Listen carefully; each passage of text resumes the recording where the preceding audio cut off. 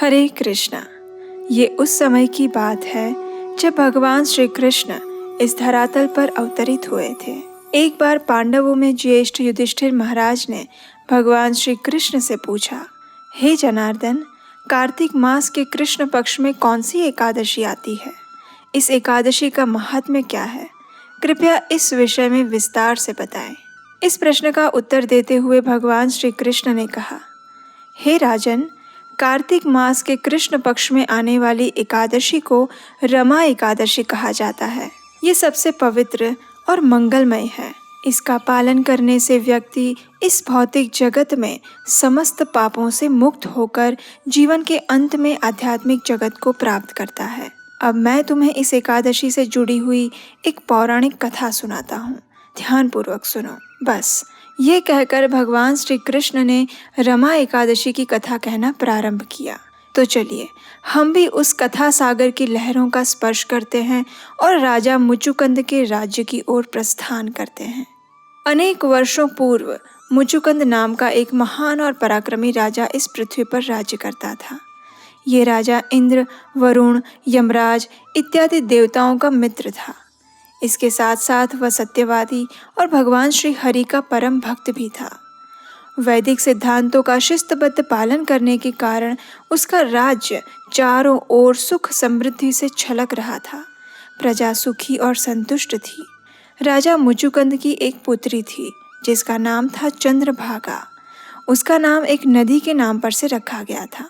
विवाह के योग्य होने पर राजा मुचुकुंद ने चंद्रभागा का विवाह राजा चंद्रसेन के पुत्र शोभन से करवाया। उनका दाम्पत्य जीवन सुखपूर्वक बीत रहा था। ऐसे में एक अनहोनी घटना हो गई। अब हुआ यूं कि एक बार चंद्रभागा अपने पिता के घर पर आई हुई थी। कुछ दिनों बाद शोभन भी राजा मुचुकुंद के राज्य में पधारे और वो अत्यंत पवित्र एकादशी का दिन था। लेकिन समस्या ये हो गई कि शोभन के आगमन से चंद्रभागा चिंतामग्न हो गई और उसका कारण ये था कि चंद्रभागा जानती थी कि उसके पति शारीरिक रूप से अशक्त थे और वह एकादशी का संपूर्ण उपवास नहीं कर पाएंगे। चंद्रभागा ने अपने पति शोभन से कहा, हे पतिदेव, एकादशी व्रत का पालन करने के संबंध में मेरे पिताजी अत्यंत कठोर हैं। एकादशी के एक दिन पहले दशमी के दिन वे संपूर्ण राज्य में घोषणा करवाते हैं और सभी नगरवासियों को सूचना दी जाती है कि कोई भी व्यक्ति एकादशी के दिन भोजन नहीं करेगा। लेकिन आपके स्वास्थ्य के कारण मुझे चिंता हो रही है कि किस प्रकार आप एकादशी का उपवास कर पाएंगे। उतनी ही देर में राजा के सैनिकों द्वारा घोषणा की गई। ये सुनकर शोभन ने अपनी पत्नी से पूछा, हे प्रिय, अब मैं क्या करूं? किस प्रकार मैं अपना जीवन भी बचा सकता हूँ और तुम्हारे पिता को प्रसन्न भी कर सकता हूँ? कृपया कोई उपाय बताओ। ये सुनकर चंद्रभागा ने कहा, हे स्वामी, मेरे पिता के घर में मनुष्य तो क्या, सभी प्राणी भी एकादशी का उपवास करते हैं।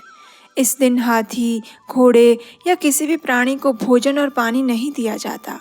ऐसी स्थिति में आप किस प्रकार उपवास से मुक्त रह सकते हैं? इस समस्या का तो मुझे एक ही उपाय दिख रहा है और वो ये कि यदि आपके प्राणों की रक्षा करनी है तो आपको यहाँ से तुरंत चले जाना होगा। अब संपूर्ण दृढ़ता के साथ ये निर्णय करें कि आप क्या करना चाहते हैं। राजकुमार शोभन ने चंद्रभागा की बात ध्यानपूर्वक सुनी और अंत में अपना निर्णय सुनाते हुए कहा, मैं अवश्य ही इस पवित्र एकादशी व्रत का पालन करूँगा। मेरे दैव में जो भी है वो होकर रहेगा। इस प्रकार निर्णय करके शोभन ने अगले दिन एकादशी व्रत का पालन किया, परंतु शारीरिक अक्षमता के कारण भूख और प्यास को वह सह नहीं पा रहे थे। आखिरकार पूरा दिन तो निकल गया और रात्रि का आगमन हुआ। भगवान के भक्तों ने श्रद्धापूर्वक और उत्साह के साथ एकादशी की रात्रि को जागरण किया और हरिनाम कथा और कीर्तन करते रहे। लेकिन शोभन के लिए ये रात्रि काल रात्रि साबित हुई। उसकी शारीरिक अवस्था प्रति क्षण क्षीण होती जा रही थी और आखिरकार वही हुआ जिसका भय था। द्वादशी के दिन प्रातः में ही शोभन ने अपना शरीर त्याग कर दिया था। इस बात से संपूर्ण राज्य में शोक का माहौल छा गया। राजा मुचुकुंद ने राजकुमार शोभन की अंत्येष्टि क्रिया की तैयारी की।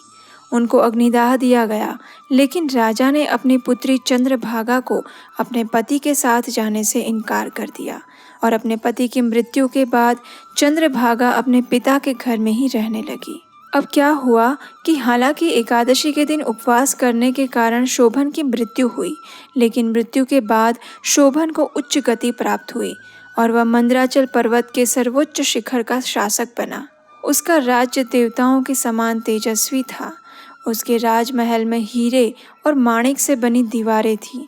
चारों ओर सुख, संपत्ति और ऐश्वर्य की कोई कमी नहीं थी।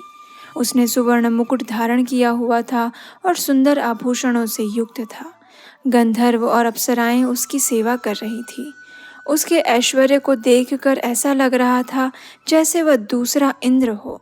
अब एक बार क्या हुआ कि राजा मुचुकुंद के राज्य में रहने वाला एक ब्राह्मण जिसका नाम सोम शर्मा था, वह तीर्थ यात्रा करते करते शोभन के इस राज्य में आ पहुंचा।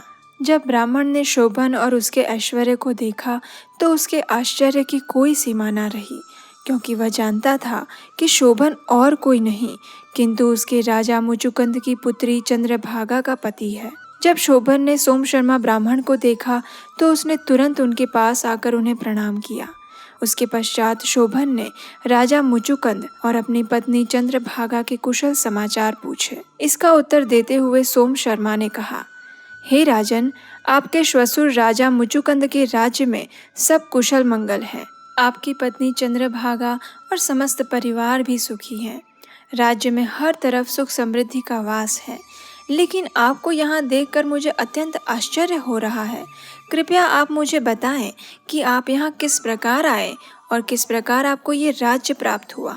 ब्राह्मण की बात सुनकर शोभन ने अपनी जीवनी का सारा वृत्तांत कहना प्रारंभ किया। उसने ब्राह्मण से कहा, क्योंकि मैंने रमा एकादशी का पालन किया था, इसलिए मुझे ये ऐश्वर्य से पूर्ण भव्य राज्य प्राप्त हुआ है। लेकिन ये संपूर्ण राज्य अस्थायी है। इसका वैभव और समृद्धि कुछ ही समय रहने वाला है। इसलिए मैं आपको प्रार्थना करता हूँ कि कृपया आप कोई ऐसा उपाय बताएं कि किस प्रकार मैं इसे स्थायी बना सकता हूँ। ये सुनकर सोम शर्मा ब्राह्मण ने पूछा, लेकिन ये राज्य अस्थायी क्यों है और किस प्रकार ये स्थायी हो सकता है? यदि आप इसके विषय में मुझे विस्तार पूर्वक वर्णन करेंगे तो मैं अवश्य ही आपकी सहायता करूँगा। शोभन ने उत्तर देते हुए कहा, हे ब्राह्मण देव, मैंने रमा एकादशी का पालन तो किया था, लेकिन श्रद्धा पूर्वक नहीं। उसी के परिणाम स्वरूप ये जो राज्य मुझे प्राप्त हुआ है वह अस्थायी है। अब अगर आप राजा मुचुकुंद की पुत्री और मेरी पत्नी चंद्रभागा के पास जाओगे और उसे ये संपूर्ण वृत्तांत सुनाओगे तो चंद्रभागा अवश्य ही कोई उपाय दे सकती है और इस प्रकार ये राज्य स्थायी बन सकता है। शोभन की बात सुनकर सोम शर्मा ब्राह्मण तुरंत ही राजा मुचुकुंद के राज्य में जा पहुंचे और वहां जाकर उन्होंने चंद्रभागा को ये पूरा वृत्तांत कह सुनाया। ब्राह्मण की बात सुनकर हर्ष और आश्चर्य से आप्लावित होते हुए चंद्रभागा को अपनी किस्मत पर विश्वास नहीं हो रहा था। उसने ब्राह्मण से कहा, हे ब्राह्मण देव, क्या आप ये सत्य कह रहे हैं या फिर मैं कोई स्वप्न देख रही हूँ? ब्राह्मण ने कहा, हे राजकुमारी, मैं स्वयं आपके पूर्व पति शोभन से मिलकर आया हूँ और ये कोई स्वप्न नहीं। वे ऐसे राज्य के शासक हैं जो इंद्र के स्वर्ग के समान हैं। उन्होंने ही मुझे आपको ये संदेश देने के लिए कहा है कि हालांकि ये अत्यंत ऐश्वर्य से युक्त राज्य है, लेकिन वह कभी भी नष्ट हो सकता है। इसलिए वे चाहते हैं कि उनके राज्य को स्थायी बनाने के लिए आप कोई उपाय ढूंढ निकालें। चंद्रभागा ने हर्षित होते हुए कहा, हे ब्राह्मण देव, कृपया आप मुझे तुरंत वहां ले जाएं।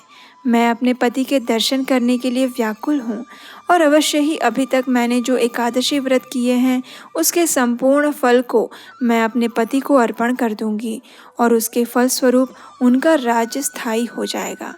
लेकिन कृपया आप मुझे उनसे शीघ्र मिलवाएं। उसके पश्चात सोम शर्मा ब्राह्मण चंद्रभागा को शोभन के राज्य में लेकर जाते हैं। राजभवन तक पहुंचने से पहले सोम शर्मा और चंद्रभागा मंदराचल पर्वत की तलहटी में रुकते हैं, जहां ऋषि वामदेव का आश्रम था।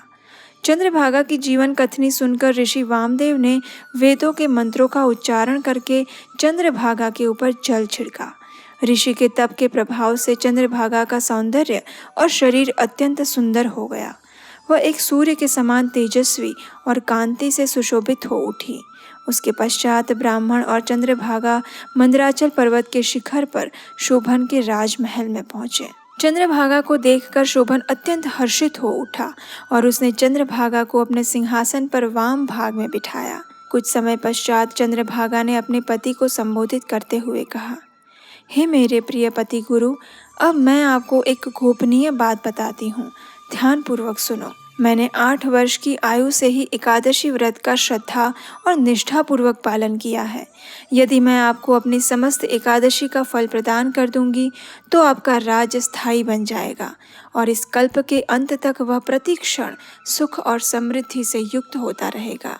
चंद्रभागा की बात सुनकर राजा शोभन अत्यंत प्रसन्न हुए और इस प्रकार चंद्रभागा ने अपनी एकादशी का फल अपने पति को अर्पण किया और उन दोनों ने लंबे समय तक उस राज्य पर शासन किया और सुख तथा संतुष्टि के साथ जीवन यापन किया। रमा एकादशी की कथा का महात्म्य दर्शाते हुए भगवान श्री कृष्ण ने युधिष्ठिर महाराज से कहा, हे राजन, प्रत्येक मनुष्य को प्रत्येक मास में कृष्ण पक्ष तथा शुक्ल पक्ष में आने वाली दोनों एकादशी का श्रद्धा और निष्ठापूर्वक पालन करना चाहिए। व्यक्ति को इन दोनों एकादशी में कोई भेद नहीं करना चाहिए। जिस प्रकार काली गाय और सफ़ेद गाय दोनों ही एक समान दूध प्रदान करती है, उसी प्रकार मास में आने वाली दोनों एकादशी समान रूप से पुण्य फल प्रदान करने वाली और आध्यात्मिक जीवन में उन्नति कराने वाली है। इसके साथ ही जो भी व्यक्ति रमा एकादशी की इस कथा का श्रवण या पठन करता है, वह समस्त पापों से मुक्त हो जाता है और जीवन के अंत में विष्णु लोक को प्राप्त करता है। इसलिए व्यक्ति को इस अत्यंत पुण्य फल प्रदान करने वाली और आध्यात्मिक जीवन में प्रगति के पथ पर उन्मुख करने वाली इस एकादशी का अवश्य पालन करना चाहिए।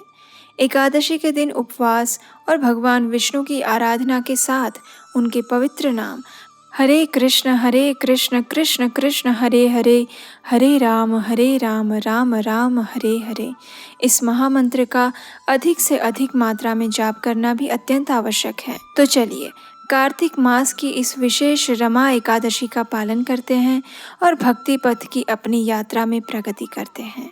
हरे कृष्ण।